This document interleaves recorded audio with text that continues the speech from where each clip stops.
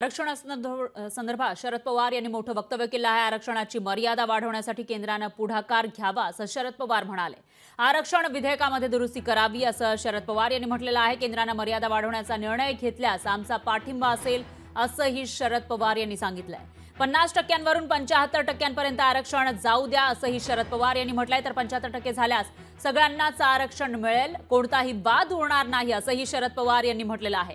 राज्यामध्ये सध्या आरक्षणावरून वेगवेगळ्या समाजाचे आंदोलन पाहायला मिळतात। मागण्या समोर येत असतानाच आता शरद पवार यांनी मोठं विधान केलं आहे। आरक्षणासंदर्भात हे मोठं विधान त्यांनी केलेलं आहे। आरक्षणाची मर्यादा वाढवण्यासाठी केंद्राने पुढाकार घ्यावा, आमचा त्यांना पाठिंबा असेल। 50% 75% आरक्षण जाऊ द्या, सर्वच समाजातील घटकांना आरक्षण मिळालं पाहिजे असं शरद पवार यांनी म्हटलंय।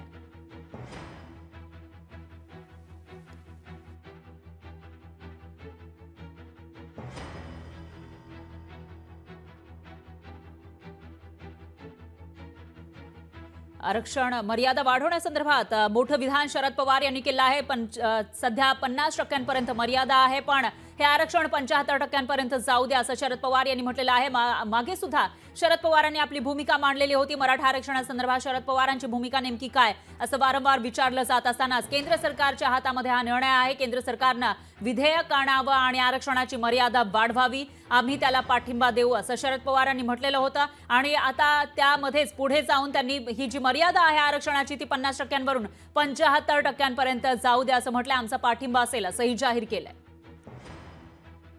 50% जाता येते।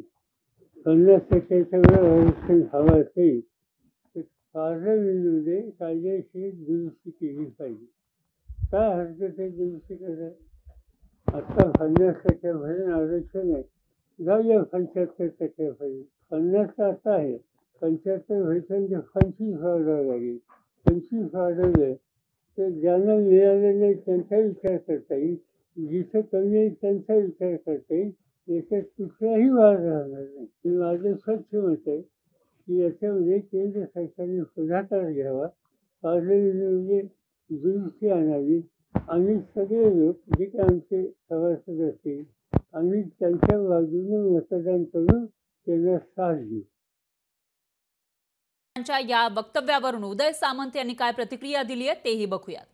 भूमिका मांडली त्याचा विचार आमचे सगळे नेते मंडळी करतील, परंतु हीच मंडळी 15 वर्ष केंद्रामध्ये सत्तेमध्ये असताना ओबीसींचा आणि मराठा समाजाचा विचार का झाला नाही याची देखील उत्तर द्यावी लागतील। आणि गेले 2 महिने मी एकच प्रश्न विचारतोय, त्या प्रश्नाचं उत्तर अजून मला मिळालेलं नाही। हे एवढं सगळं सांगण्यापेक्षा मराठा समाजाला ओबीसीतून आरक्षण द्यावं की नाही याचं उत्तर अजूनपर्यंत काही आमच्याकडे आलेलं नाही।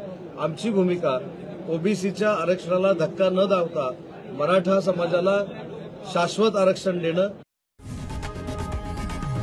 लोकशाही मराठी ऐका, पहा, जागरूक रहा।